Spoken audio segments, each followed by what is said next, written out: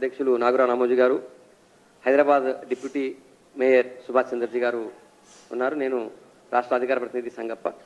ఇప్పుడు మాజీ ఎంపీ బూర నరసయ్యగౌడ్ గారు మాట్లాడతారు.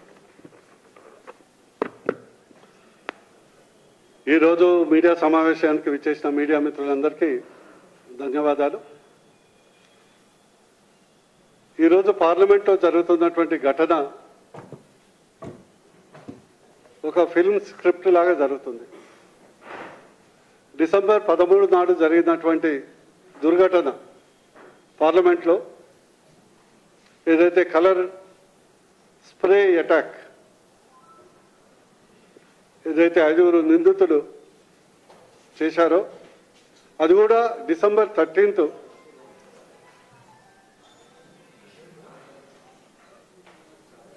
ప్రత్యేకంగా 2 దశాబ్దాల క్రితం ఎప్పుడైతే టెర్రరిస్టులు పాకిస్తాన్ ప్రేరేపిత టెర్రరిస్టులు పార్లమెంట్ అటాక్ని అదే రోజు చేయటం 100% ఒక కుట్ర కొన ఉంది. అందుకొరకే మోడీ గారు, అమిత్ షా గారు దీంట్లో పాత్రదారులు ఎవరో కుట్రదారులు ఎవరో, అంటే పాత్రదారులు ఎవరో కుట్రదారులు ఎవరో తేలవటానికి దర్యాప్తు సంస్థలకు స్పీకర్ గారు ఓం బిర్లా గారు ఇవ్వటం జరిగింది. ఈ యొక్క 5 నిందితులు పట్టుబడ్డాక వాళ్ళ యొక్క నెట్వర్క్ అంతిమంగా చాప ఎండలేదంటే ఎట్లయితే మనం కథ ఉందో అంతిమంగా దానికి సూత్రధారులు ఎవరు, ఇందులో ఏదైనా రాజకీయ పార్టీ కోణం ఉందా, ఏదైనా రాజకీయ పార్టీ అగ్రనాయకులు కావలసుకొని బీజేపీ పార్టీని కేంద్ర ప్రభుత్వాన్ని చులకనగా చూపెట్టడానికి చేసినటువంటి ప్రయత్నమా అని దర్యాప్తు సంస్థలు తీవ్రంగా ప్రయత్నం చేస్తున్నాయి. ఆ రిపోర్టు కొరకు అందరూ ప్రధానమంత్రి గారు కానీ అమిత్ షా హోంశాఖ మంత్రి కానీ వెయిట్ చేస్తున్నారు. ఈ మధ్యన మీరు ప్రెస్లో కానీ మీడియాలో చూడటం జరిగింది. నిందితులు చెప్పేది నిరుద్యోగ సమస్య చాలా ఆశ్చర్యకరంగా ఉంది. నిరుద్యోగ సమస్య అదేదో స్వాతంత్ర ఉద్యమం భగత్ సింగ్ చేసినట్లు ఒక దాని కలరింగ్ చేసింది మాత్రం ఫోన్ల ధ్వంసం. వారు వాడినటువంటి ఫోన్లను పలగొట్టడమే కాకుండా కాల్చటం, అంటే దాంట్లో గతంలో వాళ్ళు ఉన్నటువంటి కాల్ డేటా ఏదో ఈ దర్యాప్తు సంస్థలు బయటికి తీయకుండా అన్ని జాగ్రత్తలు పడటం అంటే 100% దీని వెనుక కొన్ని బలమైనటువంటి సూత్రధారులు ఉన్నారు. కేవలం కేంద్ర ప్రభుత్వాన్ని బీజేపీ పార్టీని చులకన చూపెట్టడానికి చులకన చేయడానికి చేసినటువంటి ప్రయత్నమే. అది తొందరలోనే దర్యాప్తు సంస్థల నివేదిక వచ్చిన తర్వాత ఎవరు కుట్రదారుడో ఎవరు పాత్రదారుడో తెలుస్తుంది.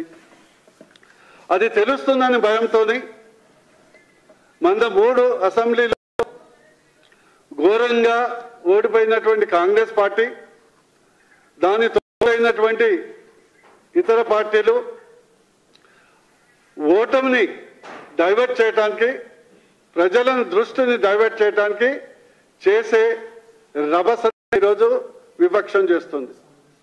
నేను ఈ సందర్భంగా మీ ద్వారా ఏదైతే అక్కడ రభస చేస్తున్నటువంటి ప్రతిపక్ష నాయకులకు అడగదలుచుకున్నాం, మీరు దర్యాప్తు సంస్థలకు అవకాశం ఇవ్వరా, టైం ఇవ్వరా?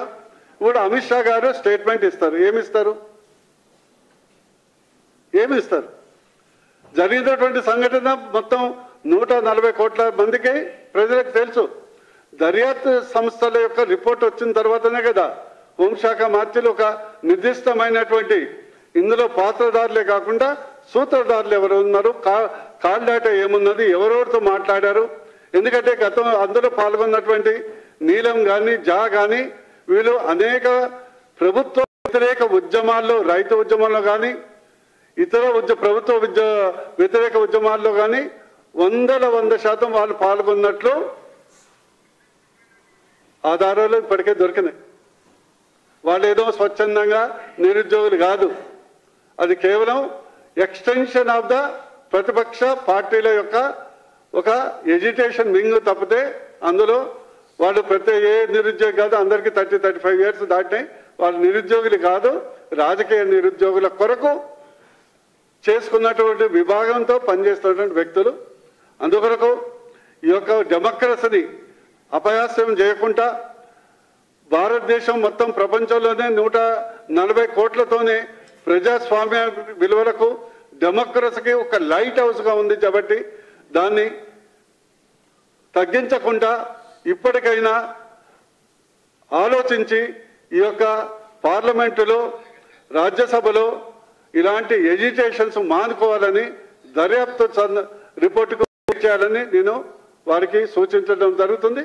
లేదా దర్యాప్తు సంస్థ వస్తే వాళ్ళ యొక్క పాత్ర బహిరంగంగా అవుతుంది, కుట్రదారుల పాత్ర బహిరంగంగా అవుతుందనే భయంతో ఇది చేస్తున్నారని ఈ సందర్భంగా ప్రజలకు నేను తెలియజేస్తున్నా. ఇకపోతే రెండో అంశం, మాకు సినిమాలో ఒక డైలాగ్ ఉంది, బొమ్మాలి నేను వదలను. మాకు తెలుసు ఫేమస్ సినిమా డైలాగ్. మన కోవిడ్ అట్లా తలుపుకుంది. ఇప్పుడు కొత్తగా రూపురేఖలు మారుస్తుంది. JN1 అనే కొత్త వేరియంట్ కేరళ కానీ కర్ణాటకలో కానీ కొత్తగా 260 కేసులు నమోదైనాయి. మీ ద్వారా తెలంగాణ ప్రజలందరికీ విజ్ఞప్తి చేస్తున్నా, ఒక డాక్టర్గా, బీజేపీ పార్టీ నాయకుడిగా, నరేంద్ర మోడీ గారి యొక్క ఇక్కడ ప్రతినిధిగా నేను విజ్ఞప్తి చేస్తున్నా, భయపడాల్సిన అవసరం లేదు, కానీ అప్రమత్తంగా ఉండాల్సిన అవసరం ఉన్నది. భయపడాల్సిన అవసరం లేదు, కానీ అప్రమత్తంగా ఉండాల్సిన అవసరం ఉంది. దయచేసి ఇప్పటికే మనం 220 కోట్ల వ్యాక్సిన్స్ మోడీ గారు ఉచితంగా భారతదేశ ప్రజలకు ఇవ్వడం జరిగింది కాబట్టి మనకు ఆల్రెడీ రెసిస్టెన్స్ పవర్ చాలా ఉన్నది. ఈ వేరియంట్ మారింది కాబట్టి దయచేసి ఎవరికైతే సివియర్గా కోల్డ్ అండ్ కాఫ్, దగ్గు, జ్వరం, జలుబు ఉన్నదో వారు దయచేసి ఇంటికి పరిమితం కాండి. మాస్క్ వాడండి. ఖచ్చితంగా మీరు దాన్ని వ్యాప్తి చెందకుండా నిరోధించడంలో మీరు సహకరించిన వాళ్ళు అవుతారు. మళ్ళీ ఒకసారి చెప్తున్నా, భయపడాల్సిన అవసరం లేదు, కానీ అప్రమత్తంగా ఉండండి. గుంపులో ఎక్కువ పోయినప్పుడు దయచేసి ఎవరైతే కోల్డ్ అండ్ కాఫ్ ఉన్నదో వాళ్ళు దయచేసి గుంపులోకి వెళ్లకుండా మాస్క్ ధరించి వీలైతే అవాయిడ్ చేయండి అని నేను విజ్ఞప్తి చేయడం జరుగుతుంది. రాష్ట్ర ప్రభుత్వాన్ని కూడా కోరుతున్నా, మీరు దయచేసి దీన్ని చిన్నగా అదే వస్తుంది పోతుంది అని వదిలేయకుండా దాని అప్రమత్తమైనటువంటి అనేక గైడ్లైన్స్ కేంద్ర ప్రభుత్వం విడుదల చేస్తుంది.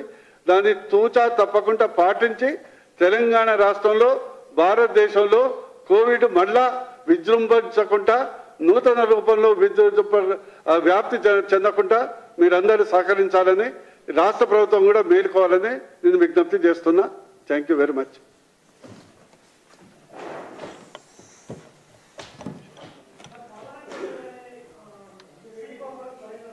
ఏమండి, సస్పెండే చేశారు కదా, డిస్మిస్ చేయలే కదా. సస్పెన్షన్ మామూలు, అది కేసీఆర్ సభలా కాదు కదా. అది కూడా ఒక పరిధి దాటింది కాబట్టి ఆ మాత్రం 2 రోజులకు 3 రోజులకు సస్పెండ్ చేశారు. ఇంకేముంది, పార్లమెంట్ ఎప్పుడుంది? 2 రోజులే కదా, 22nd కదా. అంతేగాని మొత్తం సెషన్ మొత్తం చేయలే కదా. మన పార్లమెంట్ ఎప్పుడు కేసీఆర్ అసెంబ్లీ లాగా అయితే నడవలే కదా. ఎప్పటికీ పార్లమెంట్ అంటే పార్లమెంట్ లాగా నడుస్తుంది. ఇంకో అంశం నేను విజ్ఞప్తి చేస్తున్నా, మా కేంద్ర ప్రభుత్వం 13,000 కోట్లతోని విశ్వకర్మ యోజన ప్రవేశపెట్టింది. అద్భుతంగా నడుస్తుంది. అది ఏదైతే 18 వృత్తులు ఉన్నాయి, దాన్ని ఇప్పటికే 13,000 కోట్లు వచ్చే బడ్జెట్కు ముందల్లే ఖర్చు పెట్టాలని కేంద్ర ప్రభుత్వం కృతనిశ్చయంతో ఉంది. దయచేసి ఆ యొక్క 18 వృత్తుల వాళ్ళు నమోదు చేసుకుంటే డిసెంబర్ ఎండింగ్ వరకు, వచ్చే జనవరిలో వాళ్ళందరికీ శిక్షణ ఇవ్వటం, 15,000 రూపాయలు టూల్ కిట్ ఇవ్వటం, ఛార్జెస్ ఇవ్వటం, అదేవిధంగా ఒక 3 లక్షల రూపాయలు పౌర వడ్డీతో ఇవ్వటం జరుగుతుంది. కాబట్టి ఎవరైతే వృత్తిదారులు ఉన్నారో వాళ్ళందరూ ఆన్లైన్లో నమోదు చేసుకోవాలని నేను విజ్ఞప్తి చేస్తున్నాను. Thank you very much.